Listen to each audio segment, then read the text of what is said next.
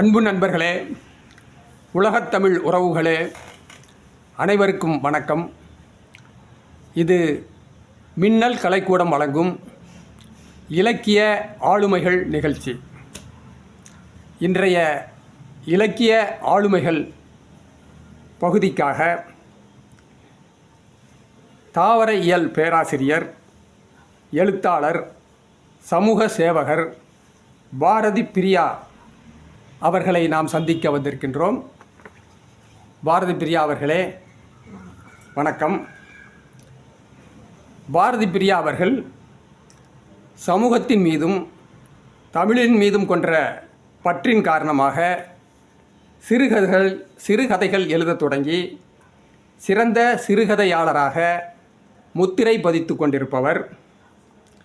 இவரது சிறுகதைகள் குடும்ப நலம், சமூக மேம்பாடு, ஆன்மீகம், நாட்டுப்பற்று, இயற்கையை நேசித்தல் என வாசிப்பவர்களை நேசிப்பவர்களாக்கி சமூக நல்லிணக்கம், வளர்ச்சியை வலியுறுத்துகின்றன.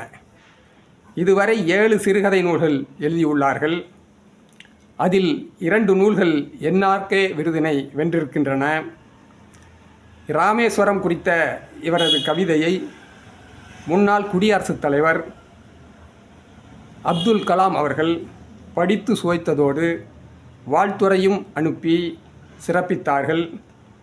சமூக சேவைக்காகவே தன்னை அர்ப்பணித்து கொண்டு வாழும் பாரதி பிரியா அவர்கள் சிநேக பூமி அமைப்பின் மூலம் ஆதரவற்ற தம்பதியருக்கு தன்னாலான தொண்டுகளை செய்து வருகின்றார். பல இலக்கிய அமைப்புகளோடும் தன்னை இணைத்து கொண்டு இலக்கிய பணிகளும் பல்வேறு அறப்பணிகளும் செய்து வருகின்றார். அவரது இலக்கிய ஆளுமை குறித்து பதிவு செய்வதற்காக இங்கே டாக்டர் கார்மிகிலோன் அவர்கள் வந்திருக்கிறார்கள். கார்மிகிலோன் அவர்களே, உங்கள் உரையை தொடருங்கள். உலகத்தமிழ் உறவுகளுக்கு வணக்கம். இந்த நல்ல வாய்ப்பினை நல்கிய அன்புலக சக்கரவர்த்திக்கு நன்றி. உங்கள் அனைவருக்கும் தெரியும், வாசிப்பை சுவாசிப்பது போல் செய்பவன் நான். அனிச்சை செயலாகவே நிகழ்ந்து கொண்டிருக்கும் வாசிப்பு என்பது பார்க்கும் அனைத்திலுமே ஏதாவது கற்றுக்கொள்ள முடியுமா, தெரிந்து கொள்ள முடியுமா என்ற எண்ணத்துடனேயே தான் நான் எப்போதும் இருப்பேன். ஒரு சாதாரண காகிதம் கையில் கிடைத்தால் கூட அதனை படித்துவிட்டுத்தான் தூக்கி எறிவேன். அத்தகைய எண்ணம் கொண்டவன் நான். சமீபத்திலே ஒரு 4 புத்தகங்கள் படித்தேன். 4 புத்தகங்கள் ஒரே நேரத்தில் படித்தேன். அருமையான புத்தகங்கள், அத்தனையும் நன்முத்துக்கள், சிறு கதைகள். ஒவ்வொரு கதையுமே படித்து முடித்தவுடன் உள்ளத்தில் ஒரு விதமான தாக்கத்தினை ஏற்படுத்தியது. சில கதைகள் மகிழ்ச்சி கொள்ள வைத்தன, சில கதைகள் நெகிழ்ச்சி அடையும்படியாக இருந்தன. இன்னும் சில கதைகளை படித்து முடித்தவுடன் உள்ளத்திலே ஒரு வலி தெரிந்தது. இப்படி கூட சமுதாயத்திலே இன்னும் இருக்கின்றதே என்ற ஒரு எண்ணம்.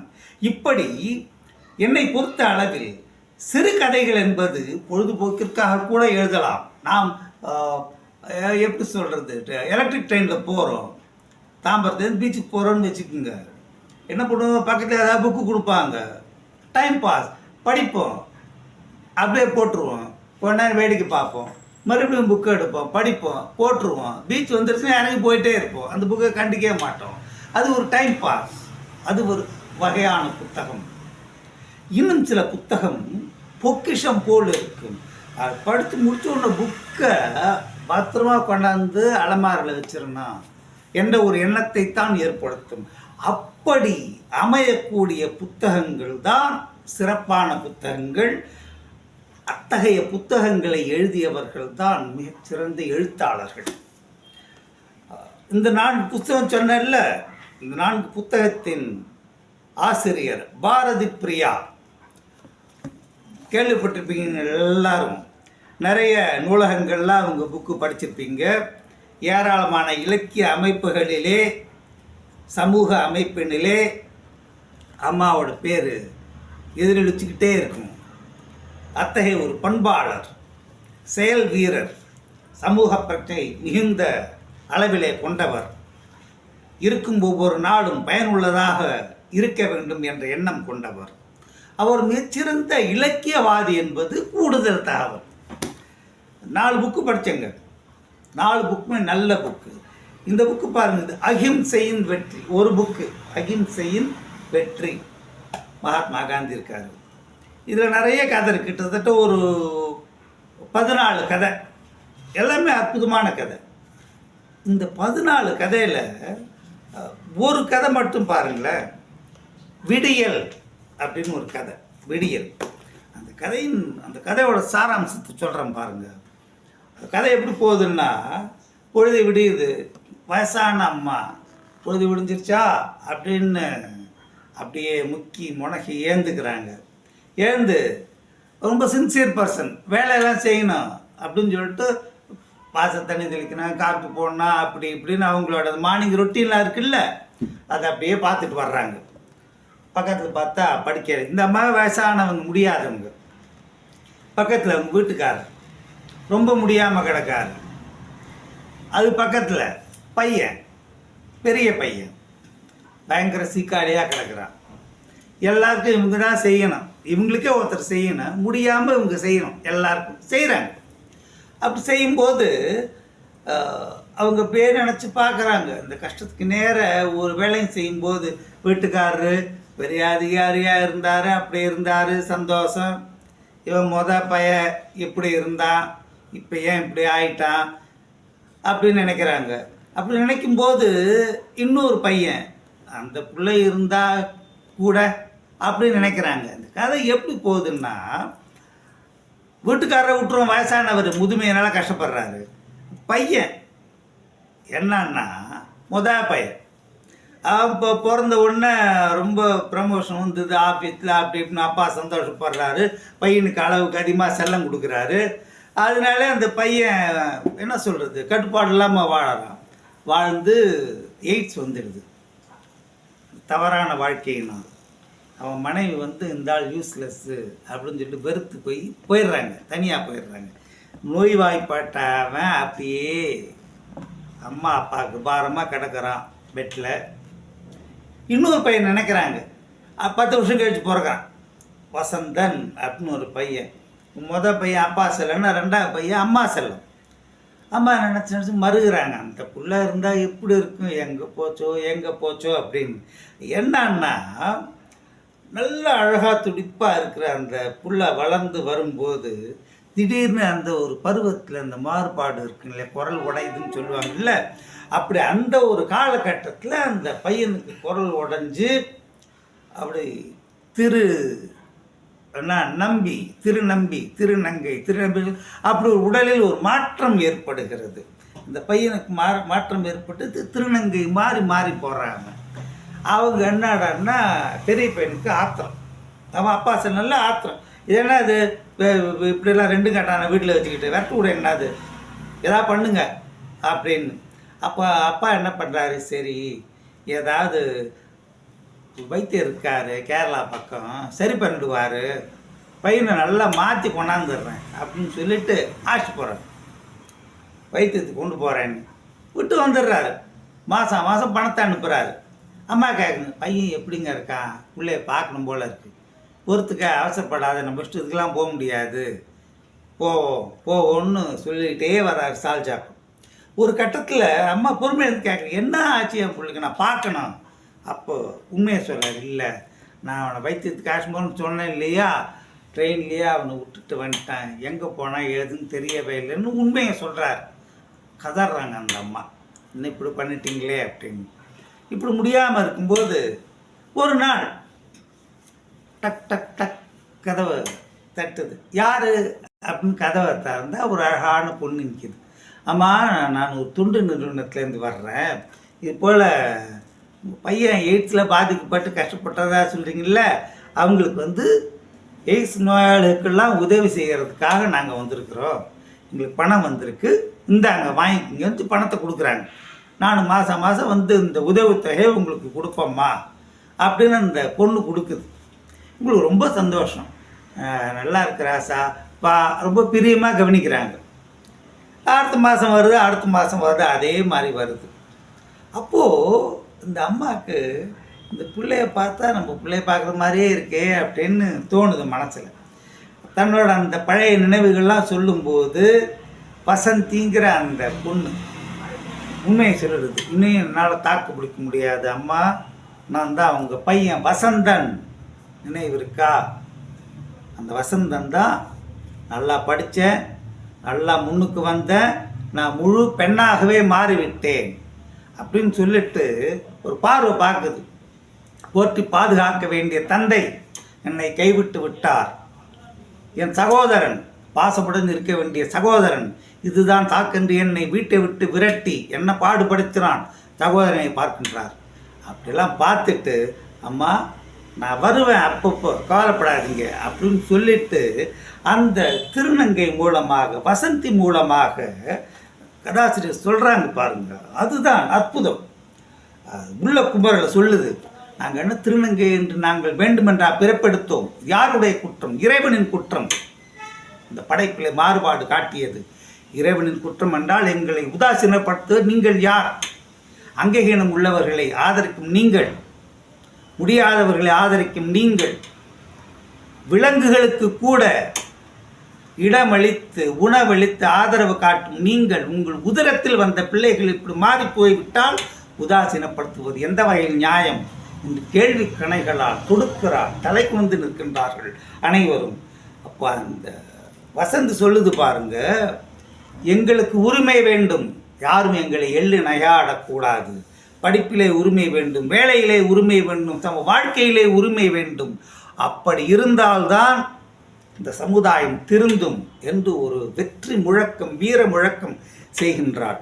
இது ஒரு கதை. நாங்கள் ஐயா நம்ம படிச்சுட்டு சும்மா அப்படியே தூக்கி போட்டக்கூடாது. எந்த கதையாக இருந்தாலும் நம்முடைய உள்ளத்தில் ஒரு தாக்கத்தை ஏற்படுத்த வேண்டும். அது ஒன்று. அதனால் சமூகத்திற்கு என்ன கிடைக்க வேண்டும் என்பதனை அந்த கதாபாத்திரம் உரைக்க வேண்டும். ஒரு படிப்பினையாக இருக்க வேண்டும். இங்கே இருக்க எல்லா கதையிலுமே அற்புதமான கதை. ஒன்று ஒரு சாம்பிளுக்கு சொன்னேன். அப்புறம் இன்னொரு புக், இது என்ன புக்கு, அரவணைக்கும் அன்னைகள். இந்த புக்கில் ஒரு கதை, என்னது, தனக்கென ஒரு நீதி. இது ரொம்ப நல்ல கதை. சுருக்கமாக சொல்லிடுறேன், ஏன்னா அம்மா பேட்டி காணா நம்ம. தனக்கு ஒரு நீதி என்னன்னா, வீட்டில் ஹஸ்பண்டு ஒய்ஃப் 2 பிள்ளைங்க. அம்மா என்ன பண்ணுறாங்க, சண்டே, அதனால் பிள்ளைங்கள்லாம் தூங்குது. எல்லாருக்கும் நிதானமாக காஃபி போடுவோம், டிஃபன் பண்ணுவோன்னு. அப்போது அந்த வீட்டுக்காரர் சீக்கிரம் வான்னு குரலை கொடுக்குறாரு. என்ன அப்படின்ற, பிள்ளைங்களுக்கு பால் காய்ச்சறங்க, காஃபி போடணும், டிஃபன் பண்ண, பூரி பண்ணோம், அதெல்லாம் அப்புறம் இருக்குண்ட, வா உடனே என்னன்னு கேட்குறாங்க. உற்சாகமாக சொல்கிறாரு, பாத்தியா, திங்கட்கிழமை ஒரு நாள் லீவு போட்டால் போகிறோம், பாக்கி நாளெல்லாம் லீவு. கொஞ்சம் பிளான் பண்ணா, வெள்ளிக்கிழமை நைட்டு ஊருக்கு போனோமா, வெள்ளி 8, சனி 9, ஞாயிறு 10, திங்கட்கிழமை டியூட்டிக்கு வந்தால் போதும். 10 நாள் நான் பிளான் பண்ண போகிறேன், எல்டிசி போட போகிறேன். அவர் சொல்கிறாரு, அங்கே போகணும், இங்கே போகணும், ஊருக்கு போய் குத்தகை போனால் வாங்க, என்னென்னமோ சொல்கிறாங்க. அப்படி சொல்லும்போது அந்த தொட்டி முட்டில் நிறைய பாத்திரம் கிடக்குது. சத்தம் போகிற, என்ன வேலைக்கார வெள்ளியா அப்படின்னு. இந்த வெள்ளங்க அது பிள்ளைக்கு உடம்பு சரியில்லைன்னு சொன்னாங்க. அப்போ அந்த அம்மா வருது, வேலைக்காரம்மா, 5-6 நாளாக வெள்ளை. என்னம்மான்னு கேட்குறாங்க. பையனுக்கு உடம்பு சரியில்லைம்மா, என்னென்னு தெரியல, கிழிஞ்ச நாராக கிடக்குறான் வீட்டில், வைத்தியம் பார்க்கறதுக்கு காசு இல்லைம்மா, எதனா அம்மாவை பார்த்து காசு கேட்க வந்தேன். அப்போது இந்த வீட்டுக்காரர் சொல்கிறாரு, என்ன சுயநலம் பாருங்கள், 6 நாளாக வெள்ள, 6 நாள் சம்பளத்தை பிடிச்சிருக்கூடாது, உடனே வந்துடுவாங்களே காசு கேட்க மாட்டேன் அப்படின்னு சொல்லிட்டு உள்ளே போயிடுறாரு.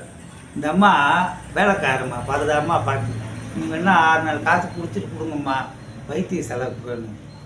உள்ளே கூப்பிட்றாங்க அந்த அம்மா, வா, அவர் இப்படி தான் கற்றுவார், விடு, 1 பைசா கூட பிடிக்க மாட்டேன், இந்தா முழு சம்பளத்தையும் வாங்கிக்கோ, 2000 கொடுக்குறாங்க முழு சம்பளம். கொடுத்துட்டு அந்தம்மா காஃபி டிஃபன்லாம் கொடுக்குறாங்க. அதையும் கொடுத்துட்டு தனியாக ஒரு 500 கொடுக்குறேன். இது எதுக்குமா? டெஸ்ட்டெல்லாம் பண்ணுன்னு சொல்லி இல்லை பிள்ளைக்கு வச்சுக்க அப்படின்னு சொல்லிவிட்டு அவங்க சொல்கிறாங்க. அப்போ அந்த பிள்ளைங்கள்லாம் வந்து சொல்லுது, அந்த பையன் பொண்ணு அந்த குழந்தைங்கள்லாம் எல்லாம் நாங்கள் நல்லா இருக்கிறோம் அப்படி இப்படிலாம் சொல்லுது. அப்போது இந்த அம்மா நினைக்கிறாங்க, என்ன மனுஷன் அந்த வீட்டுக்காரன், நம்ம வீட்டுக்காரரு 10 நாள் திங்கக்கிழமை ஒரு நாள் லீவு போட்டால் 10 நாள் லீவு கிடைக்கும் சுயநலமாக எல்டிசிக்கு அலையிற ஆள் உண்மையிலே உடம்பு முடியாமல் பையனுக்கு உடம்பு சரியில்லை இந்த வேலைக்காரமும் இப்படி தூக்கி அடித்து பேசுகிறாரு. என்ன ஜென்மம் இருந்தாலும் நல்ல வேலை நம்ம பொண்ணும் பிள்ளையும் அப்பா மாதிரி இல்லாமல் நம்மளை மாதிரி நல்லா இருக்குதே அப்படின்னு மனத்தில் சந்தோஷப்படுறாங்க. இதில் நம்ம தெரிஞ்சுக்க வேண்டிய நீதி என்னன்னா, நமக்குன்னா ஒன்று, புறத்தையாக இருக்குன்னா ஒன்று. அதுவும் மற்றவர்கள் நம்ம விட கொஞ்சம் அப்படி கீழே இருந்தாங்கன்னா எள்ளு நகையாடுவது எப்படி வேணாலும் நடந்து வைப்போம். அது ஒரு வகையான அராஜகத்தனம். மனிதன் என்ற போர்வையிலே நாம் காட்டுகின்ற அந்த விலங்கியல் குணம் அது தவிர்க்கப்பட வேண்டும் என்ற ஒரு நீதி. அது மாதிரி நிறைய கதையெல்லாம் இருக்குது. இதில் இருக்கட்டும், இந்த புக்கு பாருங்கள், அலைகள். இதுலேயும் நிறைய கதைகள் இருக்குது. ஒரே ஒரு சின்ன கதை பாருங்கள், உறங்கும் உண்மைகள். அது என்னன்னா, இந்த நவ நாகரிக உலக நடக்கிறத அப்படியே சொல்கிறாங்க. ஒரு ஸ்டார் ஹோட்டல், 5 ஸ்டார் ஹோட்டல், அப்படி கணவன் மணி டக் டக் டக்குன்னு வர்றாங்க அழகாக. எல்லோரும் அவங்களே பார்த்துக்கிட்டு இருக்காங்க, அட்டா அட்டா அட்டா அப்படின்னு. அது மேட் ஃபார் ஈச் அதர் போட்டி. ஏகப்பட்ட பேர் வராங்க, மியூசிக்கெலாம் போடுறது, ஒய்யாரமாக நடக்கிறாங்க.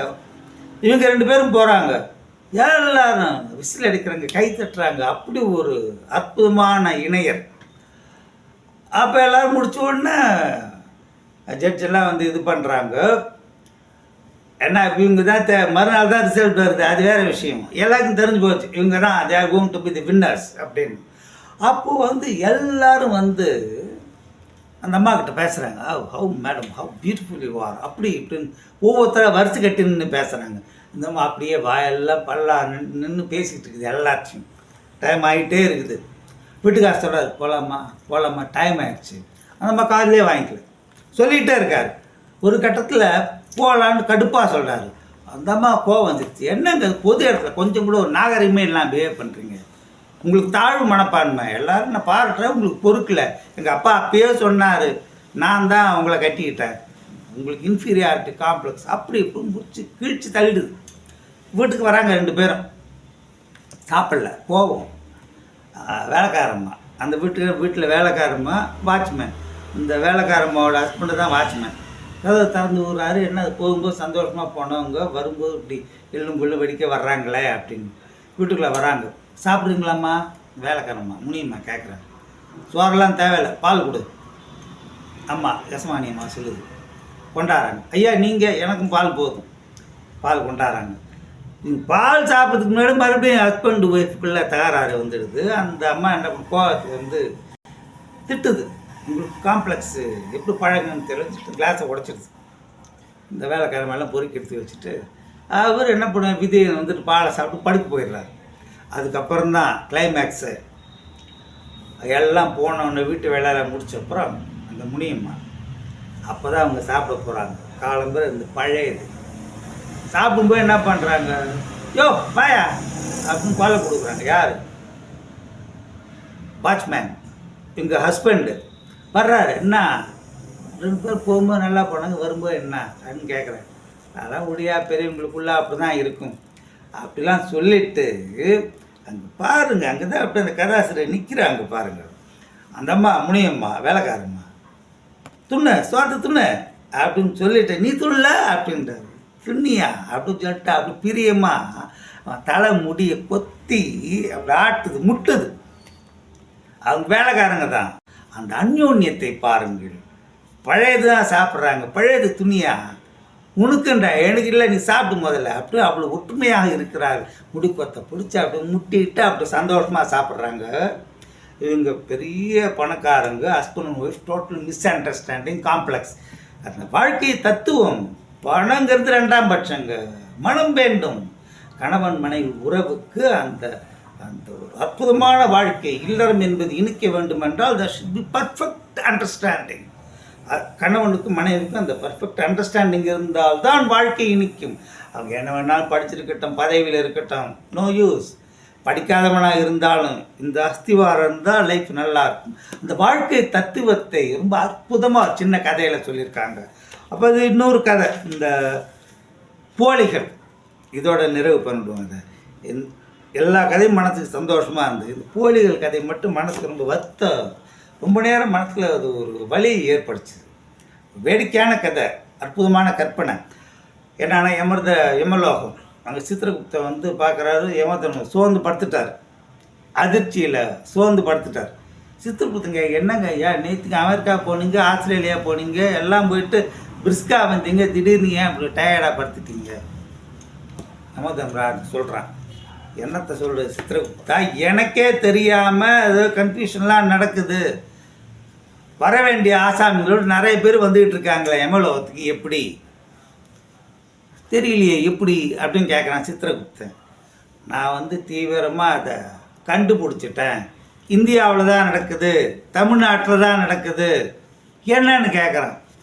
அந்த யம தர்மராஜா சொல்கிறாரு, அதுதான் சமுதாயத்தில் நடக்கின்ற அவலங்களை, அட்டூழியங்களை கண்டு பொறுக்காமல் ஒரு கதாசிரியருங்கிறது சும்மா அப்படியே கற்பனை குதிரையை தட்டி விட்டு ஆகா ஓகுன்னு எழுதிட்டு போகக்கூடாது.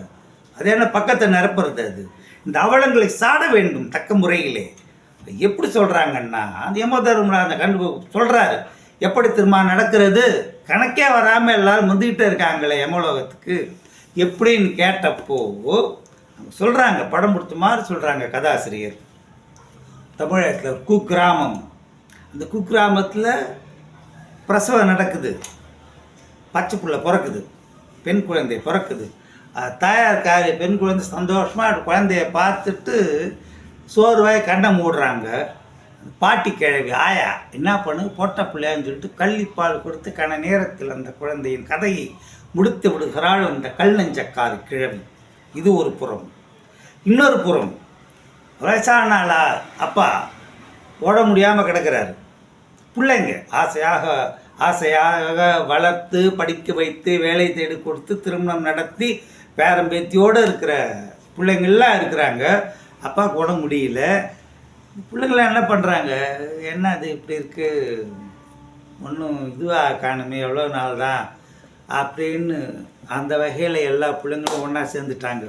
சேர்ந்து அப்பாவை சரி அப்படின்னு சொல்லி ஒரு கோயில் டாக்டரை கொண்டாந்து நிறைய பணம் கொடுத்து ஏதாவது வழி பண்ணுங்க என்று தகப்பனின் கதையை முடித்து விடுகின்றார்கள். என்ன கொடுமை பாருங்கள்.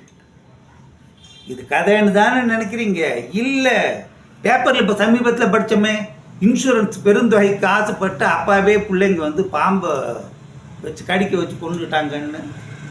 இன்சூரன்ஸுக்காக ஆசைப்பட்டு கணவனையே மனைவி தீர்த்து கட்டிய விதமெல்லாம் பேப்பரில் படிச்சுக்கிட்டு தானே இருக்கும். என்ன கொடுமை பாருங்கள். இப்படியெல்லாம் நடக்கிற சமாச்சாரத்தை அந்த யமதர்மராஜன் கண்டுபிடிக்கிறாரு. சித்திரகுப்தன் சொல்கிற, என்னங்க இப்படிலாம் அநியாயம் பண்ணுறாங்க, எல்லாத்தையும் போலி, என்னடா போலி யமனே உண்டு பண்ணிட்டாங்க இவங்க, சரி நான் கொஞ்சம் முரட்டுத்தனமாக ஆக்ஷன் எடுக்கணும், எல்லாரும் தீர்த்து கட்டுங்க தயவு தாட்சணியம் இல்லாமல் அப்படின்னு சொல்லிட்டு யமன் வந்து ஒரு ஆவேசமாக ஆக்ஷன் எடுத்து அதை எல்லாத்தையும் செட்ரேட் பண்ணுற மாதிரி கதை போகுது. இப்படி நல்ல அற்புதமான கதைகள். இத்தகைய சிறந்த கதைகளை எழுதிய எழுத்தாளர் பாரதி பிரியா மேடம்ஜியை இப்போ நம்ம நேர்காணல் செய்ய போகிறோம். மேடம்ஜி, முதலில் தங்களுக்கு அன்பு வணக்கம். நிறைய நானே பேசிட்டேன் உங்கள் கதைகளை பற்றி. ஏன்னா இந்த கதைகள் ஒவ்வொன்றுமே ரொம்ப அற்புதமான கதைகள், மனசில் படிச்சுன்னு ஒரு தாக்கத்தை ஏற்படுத்தின கதைகள். மகிழ்ச்சி. ரைட், முதல்ல தங்களுக்கு இதயம் கணிந்த வாழ்த்துகள். என்னோட முதல் கேள்வி, நாங்கள் எல்லா எழுத்தாளர்கிட்டையும் இதை கேட்குற முதல் கேள்வி, அதை முதல்ல கேட்டுறேன். இந்த எழுதணுங்கிற அந்த எழுத்தின் மீது ஒரு ஆர்வம், எழுதணுன்ற ஒரு வேகம், அது உங்களுக்கு அது எப்படி ஏற்பட்டது? எழுத்தின் மீது இந்த ஆர்வம் அது எப்போ ஏற்பட்டது? தங்களோட முதல் படைப்பு 20 வருஷத்துக்கு முன்னாடி வந்து 30 வருஷத்துக்கு முன்னாடி அப்படிலாம் சொல்லுவீங்க இல்லையா? உங்களோட முதல் படைப்பு எப்படி வந்தது? இது வரைக்கும் 7 புக்கு போட்டிருக்கீங்க. சரி, இது வரைக்கும் இந்த புத்தகங்கள்லாம் எழுதும்போது தங்கள் மனதில் எத்தகைய இது என்ன அப்படியே கற்பனையிலே எழுதுறதா இல்லை என்ன? நான் படித்த வரைக்கும் அந்த நடந்த அவலங்களை சாடுற மாதிரி இருக்குது. இந்த கதைக்கான கரு எப்படி உங்களுக்கு கிடைக்குது? எப்போ எழுத வந்தீங்க? இந்த கதை அமைப்புகள்லாம் உங்களுக்கு எப்படி கைவசம் ஆகுது? அதை சொல்லுங்க முதல்ல. இந்த கதை எழுதுறதுக்கு முதல் காரணம் அம்மா தான் சார். அம்மா ரொம்ப படிப்பாங்க. சின்ன வயசில் எங்களை உட்காந்து வச்சுட்டு பாகவதம், மகாபாரதம், ராமாயணம் அதெல்லாம் சொல்லுவாங்க. அப்புறம் பக்த விஜயோட்டு ஒரு பெரிய புக் இருக்கும். அதில் வந்து டெய்லி ஒரு கதை சின்ன வயசுல இருந்தே அதை சொல்லுவாங்க. அவங்க அப்படி சொல்ல சொல்ல நமக்கே ஆசை வந்துடும். அந்த ஏதாவது கதை எழுதணும் அப்படிங்கிறப்போ ஒரு ஆசை வரும். ஸோ அவங்க கொடுத்த இதுதான். அதே மாதிரி அது மட்டும் இல்லை, கல்கியோட நாவல்கள் எல்லாமே படிக்க கொடுப்பாங்க. நிறைய வாசிப்பு உண்டு. சரி, சின்ன வயசுலேயே நான் ஏதாவது டைரியில் எழுதி கிறுக்கிட்டே இருப்பேன். சின்ன சின்ன ஒரு 4 வரி கதைகள் அந்த மாதிரி. ஸோ அது அப்பா அம்மாவுக்கு ரொம்ப பிடிக்கும். அதுக்கப்புறம் நான் வந்து எழுத ஆரம்பித்தது வந்து காலேஜுக்கு வந்ததுக்கப்புறம் தான். எல்லா மேகசின்லையுமே எழுதிட்டே இருப்பேன். ரைட்டு. அப்புறம் அந்த மேகசினில் பார்த்துட்டு அந்த ஸ்டாஃப்லாம் சொல்லுவாங்க, நீ நல்லா எழுதுன்ட்டு நல்லா ஊக்கப்படுத்துவாங்க. அதுக்கப்புறம் நான் வேலைக்கு வந்ததுக்கப்புறம் தான் எழுதவே ஆரம்பித்தேன் கதைகளை. சரி, ஏதாவது ஒரு நிகழ்ச்சி பார்க்கவே நமக்கு மனசு ஒரு மாதிரி கஷ்டப்படும். அதுக்கு வந்து ஏதாவது ஒரு விடிவு உடனே ஒரு கதையாக வந்துடும். அதே மாதிரி தான் ஃபஸ்ட்டு வந்து இந்த லேடிஸ்க்கு நடக்கிறதுலாம் எந்த சின்ன சின்ன விஷயங்கள் கூட நம்ம மனசை வந்து அது பாதிக்கும். ஸோ இதை வந்து நம்ம கொட்டணும், அதை வந்து வெளியில். ஸோ கொட்டுறதுக்கு வேற வழி கிடையாது. அந்த தாக்கம் அப்படியே ஒரு கதையாக அமையுது. அந்த மாதிரி எழுதுனது எல்லாமே positive or negative what ever it is. இதான் ஒன்று பார்த்தா ஒரு நல்ல சமாச்சாரம், சந்தோஷமான கதை, கொஞ்சம் நெருடலாக இருந்தால் ஒரு ஆக்ரோஷமான கதை, படிப்பினை கூறும் கதை, அப்படி. ஸோ பெரும்பாலான கதைகள் அப்படி நடந்த சம்பவங்கள் தான் மோஸ்ட்லி. அதான் படிக்கும்போது எனக்கு அப்படி அப்படிதான் மனசு தோணுச்சு. அது சரி. இப்போ முதல் கதை புத்தகம், முதல் படைப்பு புஸ்தக ரூபத்தில் எப்போ வந்தது? First book 2000 sir. அலைகள்ங்கிறது தான் ஃபர்ஸ்ட். நிறைய கதை எழுதி வச்சிருந்தேன், அதை பண்ணல. அப்புறம் என் அக்காவுக்கு ரொம்ப ஆசை இதெல்லாம் பண்ணணும். ஸோ அவளுடைய தூண்டுதலே தான் அலைகள் ஃபர்ஸ்ட் 2000 போட்டோம். அப்படியா? சரி சரி. இன்னொரு கேள்வி மேம், அதாவது ஓகே 7 புக்கு நீங்கள், இந்த 4 புக்கு நான் படித்தேன், 4 சிறுகதைகள்.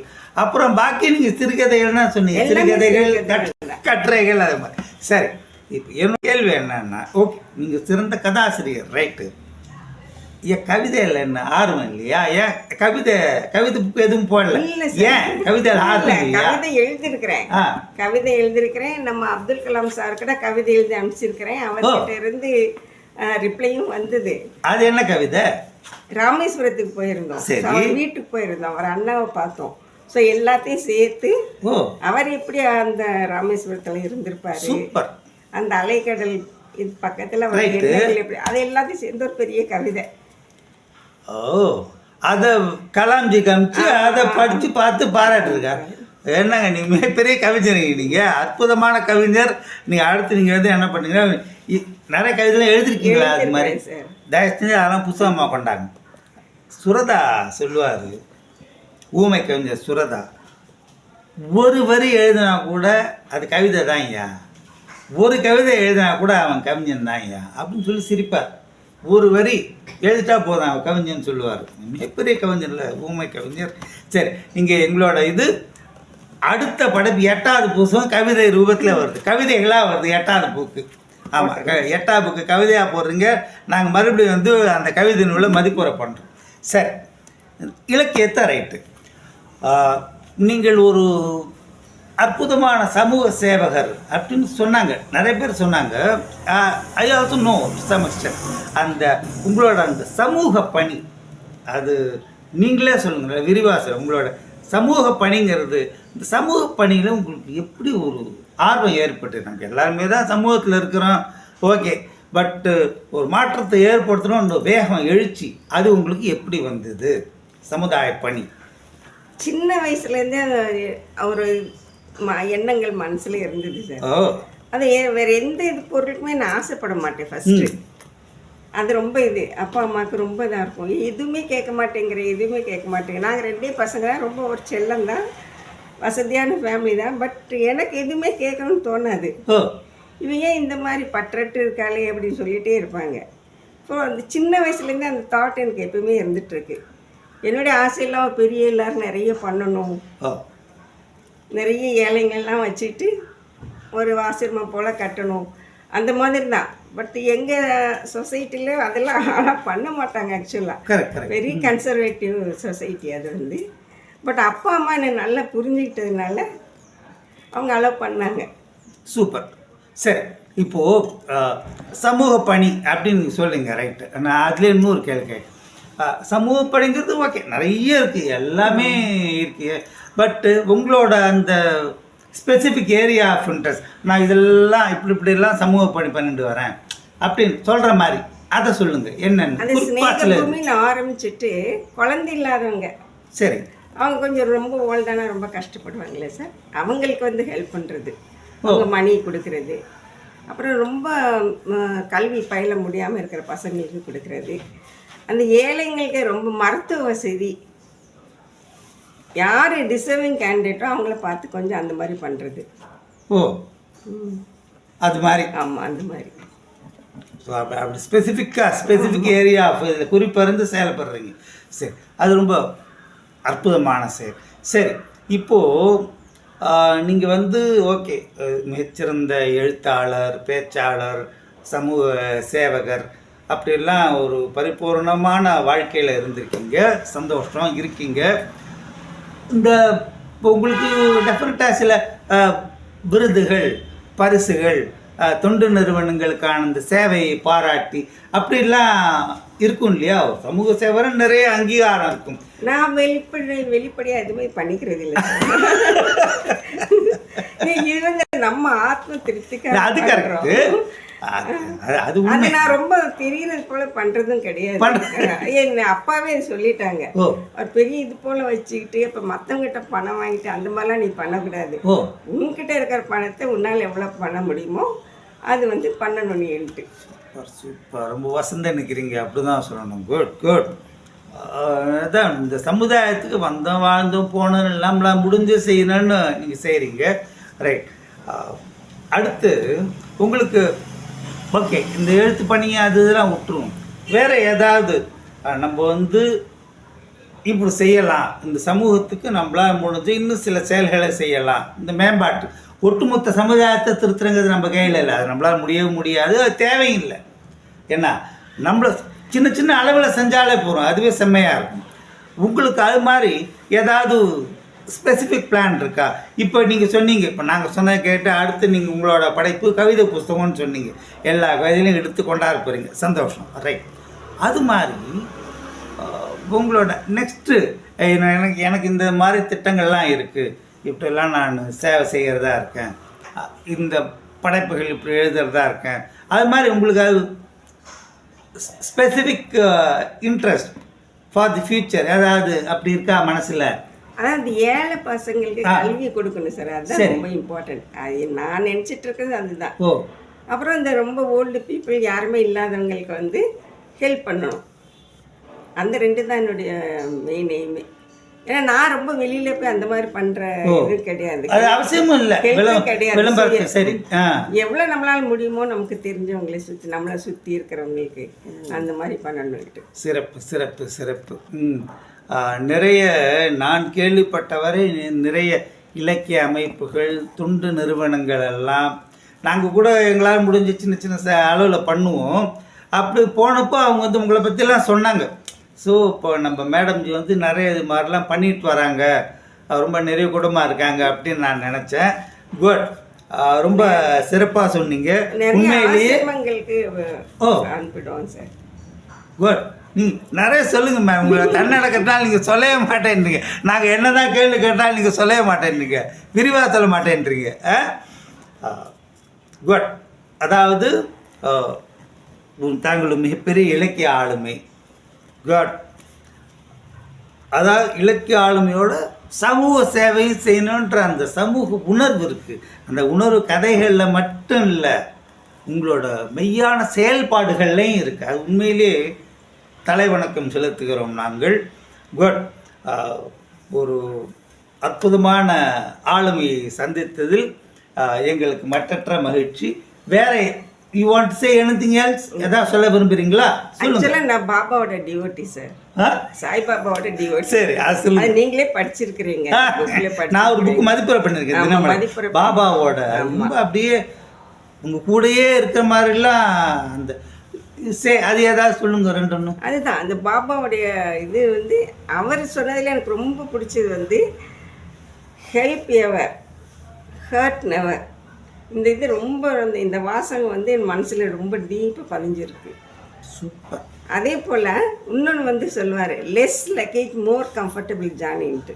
அதாவது நம்ம ஜார்னி சாதாரண ஜார்னி, நம்ம வாழ்க்கை பயணத்தில் எவ்வளவு குறைச்சலாக வச்சுட்ருக்கோமோ அவ்வளோக்கு கம்ஃபர்டபுளாக நம்ம போகலான்ட்டு. அந்த ரெண்டுமே மனசில் ரொம்ப டீப்பாக பதிஞ்சிருக்கு. சூப்பர். ஸோ நமக்குன்னு எதுவும் ரொம்ப இது வச்சுக்காம எவ்வளோ முடியுமோ மற்றவங்களுக்கு செய்கிறது தான் நல்லது. கிரேட் கிரேட் கிரேட்மா கிரேட்மா. உண்மையிலேயே எங்களுக்கு மிகுந்த மன நிறைவை தந்த ஒரு இலக்கிய சந்திப்பு. உங்களை பார்த்ததுலே எங்களுக்கு சந்தோஷம். இன்ஃபேக்ட் உங்கள்கிட்டேருந்து நாங்கள் நிறைய கற்றுக்கிட்டோம். அப்படி தான் சொல்லணும். நான் நிறைய கற்றுக்கிட்டேன் உங்கள்கிட்டேருந்து. நிச்சயமாக நம்முடைய நேயர்களும் நிறைய கற்றுப்பாங்க. ரைட். மிக்க மகிழ்ச்சி. Thanks lot madam. நீங்கள் சொல்கிறதுக்கெல்லாம் நான் டிசவார் எனக்கு தெரியாது சார். நான் அந்தளவுக்கு எதுவுமே பண்ணலை இன்னும். Thank you thank you thank you sir. எழுத்தாளர் சமூக சேவகர் பாரதி பிரியா அவர்களே, உங்கள் தன்னடக்கத்தின் காரணமாக ரொம்ப குறைவான தகவல்களையே வழங்கி இருக்கின்றீர்கள். நீங்கள் இன்னும் பல சிறுகதைகளை படைக்க வேண்டும், புதினங்களை படைக்க வேண்டும். அதே போன்று நீங்கள் நினைக்கின்ற வகையில் உங்களுடைய சமூக சேவைகள் ஈடடைய வேண்டும் என வாழ்த்துகின்றோம். மின்னல் கலைக்கூடம் நேயர்கள் உங்கள் உரையிலிருந்து நிறைய கற்றுக்கொள்வார்கள். கார்மிகலோன் அவர்களே, சிறந்த உரையாடல். நன்றி, வணக்கம்.